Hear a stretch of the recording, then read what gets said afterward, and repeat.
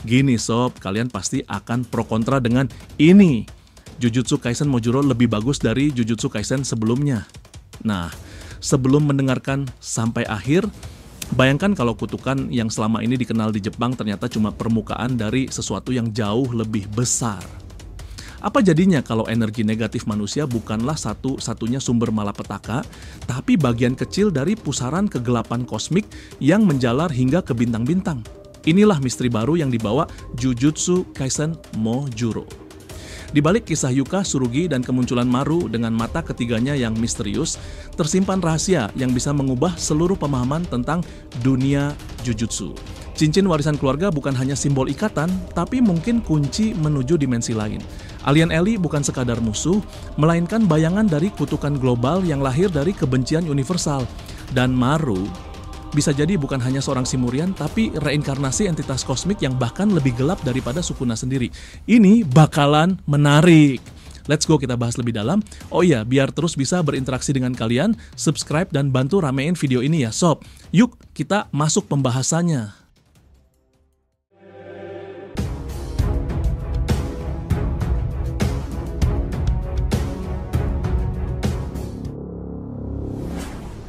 Jadi gini sob, Jujutsu Kaisen Mojuro adalah kebangkitan generasi baru dan misteri alien Simurian. 68 tahun sudah berlalu sejak pertempuran besar di Shinjuku.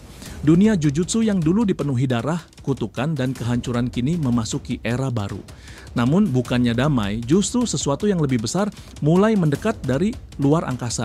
Langit Jepang diguncang dengan kedatangan sebuah kapal induk raksasa bernama Naungs. Kapal itu tidak membawa pasukan perang, melainkan rombongan pengungsi alien bernama Simurian sebanyak 50.000 jiwa. Kehadiran mereka bukanlah kebetulan karena Amerika sendiri yang merekomendasikan Jepang sebagai tempat diplomasi, bukan negaranya. Alasan itu mengejutkan banyak pihak. Mengapa Jepang yang dipilih? Ternyata Simurian memiliki kemampuan khusus merasakan energi serupa dengan yang dimiliki manusia Jepang, energi kutukan. Mereka menemukan bahwa di Jepang ada spesies yang mampu mengolah energi itu, yaitu para shaman Jujutsu. Disinilah kisah baru dimulai. Fokus cerita mengarah pada keluarga Okotsu, penerus dari Yuta dan Maki. Pasangan itu telah menua dan pada akhirnya meninggalkan warisan berharga kepada cucu mereka. Tokoh utama generasi baru adalah Okotsu Yuka, gadis berusia 16 tahun. Saat kecil ia menerima cincin Rika dari Yuta. Sang kakek tua berkata cincin itu akan melindungi dirinya sama seperti dulu Rika melindungi Yuta. Tapi waktu tidak berhenti. Yuta meninggal setelah sebelumnya Maki lebih dulu pergi. Pada pemakaman, Yuka menggenggam cincin itu erat, bersumpah akan tumbuh menjadi shaman hebat. Namun, sumpah itu tidak berjalan mulus. Ibunya meminta cincin tersebut diserahkan pada kakaknya Okotsu Tsurugi yang lebih tua setahun. Alasannya, cincin itu adalah benda terkutuk yang tersimpan di gudang Gojo, dan Tsurugi dianggap lebih pantas. Yuka menolak, menganggap itu simbol warisan langsung dari kakeknya. Yang menarik adalah pertengkaran antara Yuka dan Tsurugi pun semakin membesar. Yuka sempat mencoba merebut cincin itu secara paksa, namun kalah telak.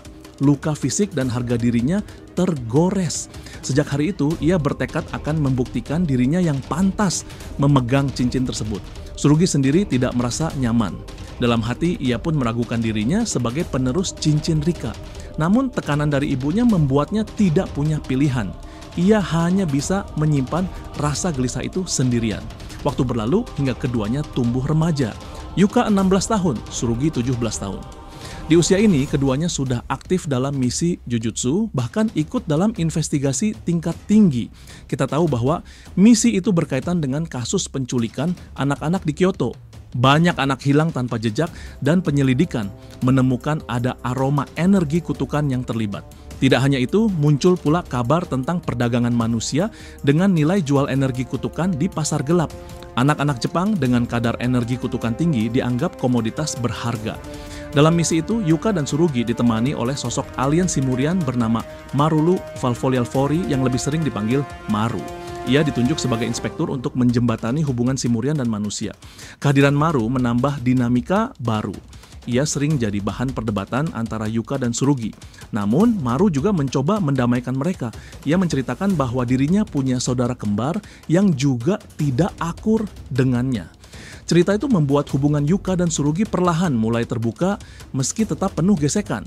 Sangat jelas ya bahwa investigasi membawa mereka ke sebuah temuan penculik anak-anak menggunakan barrier canggih sebagai teknik pertahanan. Setelah diselidiki lebih dalam, terungkap markas mereka berada di bekas sekolah Jujutsu Kyoto yang kini terbengkalai. Namun, kejutan menanti. Tsurugi berhasil ditangkap penculik misterius itu. Dalam penahanan, penculik mengungkap fakta mengejutkan. Kedatangan alien di bumi kini dikategorikan sebagai insiden tingkat khusus, setara dengan serangan Sukuna dahulu.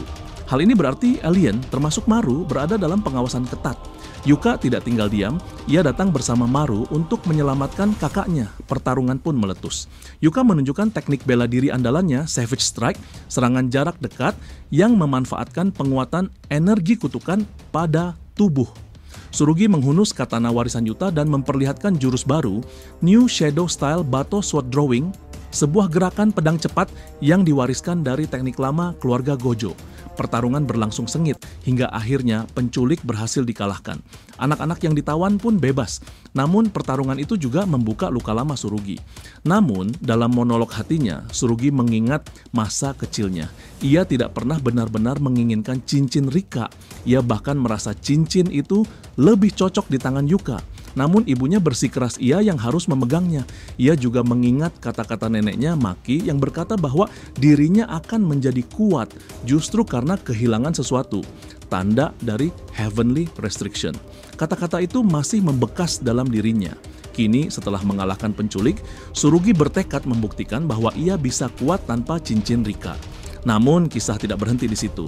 Saat penculik mencoba kabur dengan teknik terakhirnya, tiba-tiba Maru menunjukkan sisi lain dirinya. Mata ketiga di dahinya terbuka, memancarkan cahaya aneh. Seketika penculik jatuh pingsan. Yuka dan Tsurugi terdiam. Mereka menatap Maru dengan wajah penuh kecurigaan. Apakah Maru benar-benar Simurian biasa? Ataukah dia bagian dari kelompok alien Ellie yang selama ini menjadi rumor menakutkan? Panel terakhir menutup dengan satu kalimat, alien telah datang ke sini. Sangat jelas bahwa cerita ini membuka lembaran baru dunia Jujutsu. Dari generasi lama, kini tongkat estafet berpindah ke Yuka, Tsurugi, dan Maru. Konflik keluarga Okotsu, diplomasi antar planet, perdagangan kutukan, dan misteri alien semua bercampur menjadi satu. Tak hanya nostalgia melihat peninggalan Yuta, Maki, dan bahkan pengaruh Gojo, kita juga diajak menatap ke depan. Sebuah dunia yang bukan lagi hanya soal kutukan, tapi juga intrik kosmik yang melibatkan alien. Era baru dimulai. Era di mana Jujutsu bukan hanya milik manusia, tapi juga bagian dari pertarungan skala antar planet. Nah sekarang coba kita perdalam lagi. Apakah Maru sebenarnya jelmaan reinkarnasi dari entitas mirip Sukuna di luar bumi? Bagaimana jika cincin Rika jadi kunci penghubung manusia dan Simurian? Dan apa hubungannya alien Ellie dengan konsep kutukan global? Ini menarik sob, kita pahami pelan-pelan. 1. Maru bukan alien biasa, tapi reinkarnasi entitas kutukan kosmik. Sejak mata ketiga Maru terbuka di akhir chapter, fanbase langsung meledak dengan spekulasi. Banyak yang merasa adegan itu tidak sekadar menunjukkan kemampuan alien, tapi semacam simbol kebangkitan kekuatan lama. Mata ketiga sendiri punya makna dalam banyak cerita. Di mitologi, ia sering digambarkan sebagai mata pengetahuan, mata roh, atau simbol kesadaran kosmik. Jadi ketika Maru tiba-tiba membukanya, fans merasa ini pertanda sesuatu yang jauh lebih besar dari sekadar alien yang pingsanin musuh. Beberapa fan bahkan langsung menghubungkannya dengan Ryomen Sukuna. Ingat, Sukuna selalu digambarkan punya kehadiran yang bukan sekadar kutukan lokal, tapi kutukan yang terasa universal. Energi yang mengalir darinya digambarkan melampaui batas manusia biasa. Jika benar Maru adalah reinkarnasi entitas selevel Sukuna, tapi dari dimensi lain, maka dunia Jujutsu tidak pernah benar-benar bebas dari ancaman Raja Kutukan. Hanya saja kali ini, bentuknya lebih kosmik, lebih asing, dan mungkin jauh lebih kompleks. Para penggemar juga menarik benang merah dengan cerita lama. Saat Gojo melawan Sukuna, ada beberapa panel yang menyinggung soal kutukan tidak pernah benar-benar hilang, hanya berubah bentuk. Jika pernyataan itu dimaknai literal, bisa saja kutukan yang dikalahkan di bumi lahir kembali di luar angkasa. Maru sebagai alien Simurian menjadi wadah sempurna untuk entitas itu. Simurian digambarkan punya kedekatan dengan energi negatif, mirip dengan manusia Jepang yang bisa mengolah energi kutukan. Jadi bisa dibilang, tubuh Maru seperti magnet alami yang menarik entitas kutukan kosmik untuk bereinkarnasi. Jika teori ini benar, maka pertemanan Yuka dan Tsurugi dengan Maru bukan sekadar hubungan diplomatik. Mereka sedang berteman dengan sebuah bom waktu yang suatu hari bisa meledak menjadi ancaman terbesar dunia Jujutsu. 2. Cincin Rika adalah jembatan antar dunia. Cincin Rika selalu jadi pusat perhatian. Sejak pertama kali diperlihatkan lagi di Mojuro. Fans lama masih ingat betapa ikoniknya cincin itu ketika pertama kali muncul di tangan Yuta. Benda kecil itu bukan hanya cincin biasa, tapi simbol ikatan emosional yang begitu kuat. Sekarang setelah berpindah ke Yuka dan sempat direbut Tsurugi, cincin ini kembali jadi topik utama. Mengapa? Karena fans percaya cincin ini tidak sekadar menyimpan energi Rika, tapi juga berfungsi sebagai artefak kosmik. Beberapa teori menyebut cincin ini bisa beresonansi dengan energi alien. Bukti kecilnya ada di adegan ketika Maru mendekat pada Yuka. Ada semacam getaran samar di panel yang menunjukkan cincin itu bereaksi. Fans percaya, cincin itu bukan hanya warisan keluarga Okotsu, melainkan kunci penghubung manusia dengan Simurian. Bayangkan jika cincin itu mampu membuka portal antar dimensi. Itu artinya konflik saudara antara Yuka dan Tsurugi tidak sekadar soal ego atau warisan keluarga, tapi pertarungan perebutan kunci masa depan dunia. Lebih jauh lagi, cincin ini bisa saja menjadi alasan mengapa alien Simurian datang ke Jepang. Mungkin mereka tidak sekadar mencari tempat pengungsian, tapi mencari benda ini. Jika benar, maka warisan Yuta justru bisa jadi pemicu perang besar di masa depan. Fans juga suka mengaitkan cincin ini dengan tema utama Jujutsu Kaisen, ikatan emosional yang membentuk kekuatan.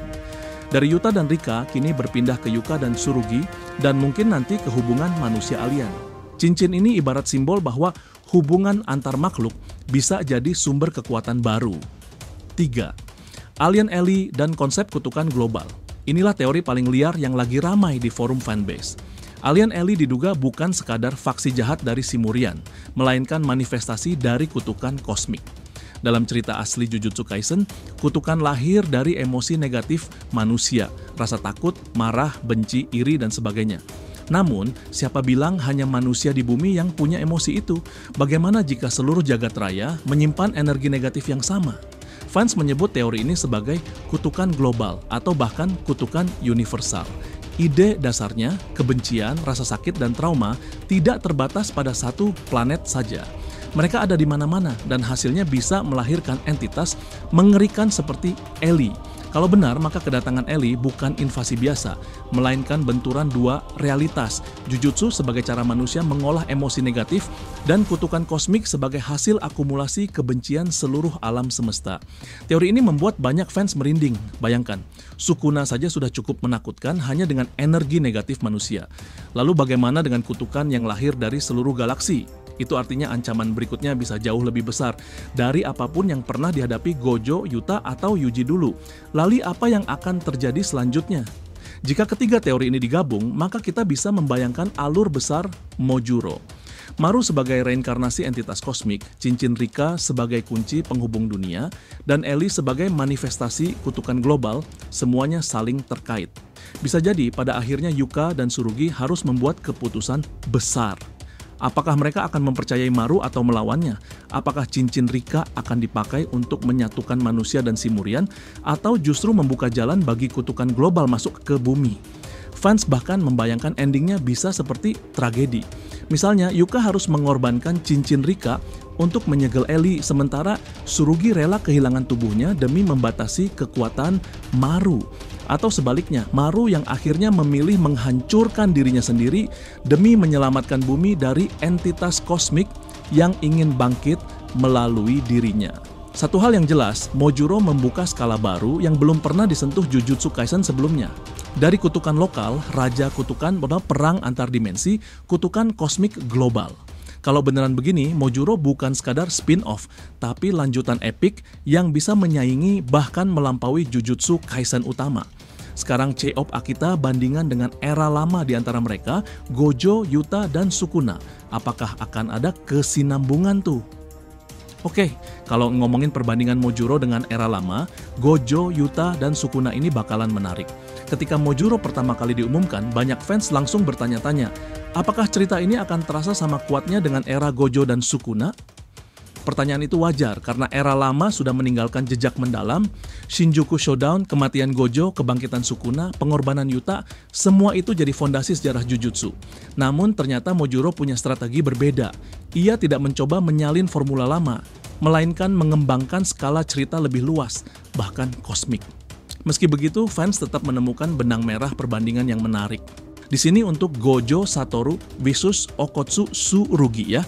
Memang betul, Gojo dikenal sebagai penyihir terkuat, teknik Infinity dan Six Eyes membuatnya hampir mustahil disentuh. Karakternya arogan, penuh percaya diri dan selalu berdiri di garis depan sebagai simbol kekuatan. Tsurugi di sisi lain punya perjalanan yang sangat berbeda. Ia bukan orang yang merasa pantas memegang kekuatan besar. Bahkan cincin Rika yang diberikan padanya terasa lebih seperti beban daripada kehormatan. Namun justru disinilah letak kesamaannya dengan Gojo. Fans melihat Gojo juga pernah menanggung beban penyihir terkuat yang memisahkannya dari orang lain. Bedanya, Gojo memilih menertawakan nasibnya, sedangkan Tsurugi lebih banyak menyimpan keraguan. Banyak yang berspekulasi Tsurugi bisa jadi akan berkembang ke arah yang mirip Gojo, seorang syaman yang kuat tapi sendirian. Atau mungkin sebaliknya, ia menemukan cara untuk tidak mengulang kesepian Gojo. Lalu bagaimana dengan Yuta Okotsu versus Okotsu Yuka? Perbandingan Yuta dengan Yuka jadi salah satu favorit fanbase. Keduanya sama-sama mewarisi cincin Rika, tapi konteksnya berbeda. Yuta dulu hanyalah bocah polos yang dihantui Rika Orimoto. Kekuatannya lahir dari ikatan tragis dengan Rika, sedangkan Yuka menerimanya sebagai warisan, bukan trauma. Bagi Yuka, cincin itu simbol cinta dan kepercayaan kakeknya. Namun masalah muncul karena keluarga sendiri menentang. Fans menyebut ini sebagai konflik pewarisan terkutuk. Jika Yuta dulu harus menerima kutukan dari luar, Yuka justru berjuang melawan kutukan dari dalam keluarganya. Meski begitu, keduanya punya persamaan penting. Kekuatan mereka tidak lahir semata-mata dari teknik, tapi dari ikatan emosional. Yuta dengan Rika, Yuka dengan tekadnya menjaga warisan Yuta. Sementara itu, Sob, Ryomen Sukuna versus Maru, inilah perbandingan paling liar yang dibicarakan fans. Sukuna dikenal sebagai Raja Kutukan, makhluk yang lahir dari akumulasi kebencian manusia. Ia adalah simbol kejahatan murni di bumi. Maru di sisi lain tampaknya adalah alien yang baik hati berperan sebagai mediator antara manusia dan Simurian. Namun setelah matanya terbuka, banyak yang menduga ia menyimpan potensi selevel Sukuna hanya dalam bentuk kosmik. Fans pun membayangkan skenario, apakah Maru akan menjadi Sukuna baru, ataukah ia justru akan melawan takdirnya dan menolak menjadi Raja Kutukan Kosmik. Perbandingan ini membuat kisah Mojuro terasa punya bayangan masa lalu yang menghantui masa depan. Selain itu, kalau mau kita hubungkan lagi beberapa scene-nya pula. Di era lama, pertarungan Gojo melawan Sukuna di Shinjuku jadi salah satu titik puncak. Skala pertarungan begitu besar, penuh teknik tingkat tinggi, dan dampaknya terasa ke seluruh dunia Jujutsu. Sedangkan Mojuro memilih mulai dari kasus penculikan anak-anak di Kyoto. Skala pertarungan lebih kecil, lebih intim, tapi justru memberikan ruang untuk pembangunan karakter. Fans menilai ini mirip dengan bagaimana Jujutsu Kaisen dulu dimulai dengan misi sederhana bersama Yuji. Dengan kata lain, Mojuro mencoba membangun kembali grounded feeling sebelum perlahan naik ke level kosmik. Dan kita juga ingat bahwa tim lama terdiri dari Gojo, Yuta, Yuji, Megumi, dan Nobara masing-masing dengan dinamika unik. Mereka sering berbeda pendapat, tapi akhirnya saling melengkapi. Tim baru di Mojuro terdiri dari Yuka, Tsurugi, dan Maru. Hubungan mereka justru lebih tegang, terutama karena konflik keluarga antara Yuka dan Tsurugi. Kehadiran Maru sebagai alien membuat dinamika semakin rumit karena ia bukan manusia. Fans membandingkan, jika tim lama adalah contoh, teman jadi keluarga, tim baru adalah contoh, keluarga jadi musuh yang dipaksa bekerja sama. Perbedaan ini membuat Mojuro terasa lebih dramatis, bahkan lebih realistis. Jadi memang betul, tema utama Jujutsu Kaisen dulu adalah harga dari kekuatan. Semua karakter hebat membayar harga mahal untuk kekuatan mereka. Gojo kehilangan hubungan manusiawinya, Yuta kehilangan Rika, Yuji kehilangan masa remaja, Megumi kehilangan saudara. Sedangkan Mojuro tampaknya mengangkat tema baru, pewarisan dan pilihan. Yuka dan Tsurugi dipaksa menanggung warisan keluarga, tapi mereka punya pilihan untuk menentukan jalan mereka sendiri. Maru pun dipaksa menanggung warisan entitas kosmik, tapi ia juga bisa memilih menolaknya. Fans merasa tema ini adalah evolusi alami. Dari sekadar bertanya, berapa harga kekuatan? Kini Mojuro bertanya, apa yang akan kau lakukan dengan warisan yang kau terima? Kalau Jujutsu Kaisen itu soal bertarung dengan masa kini, Mojuro itu soal bertarung dengan masa depan. Sepakat tentang bagaimana hipotesa ini, Shaman Lovers. Jadi terima kasih banyak telah mengikuti cerita ini sampai akhir. Jika ada yang ingin ditanyakan, silahkan ya. Feel free tulis di kolom komentar di bawah ini teman-teman. Thanks ya telah menonton video ini and we'll be come back again.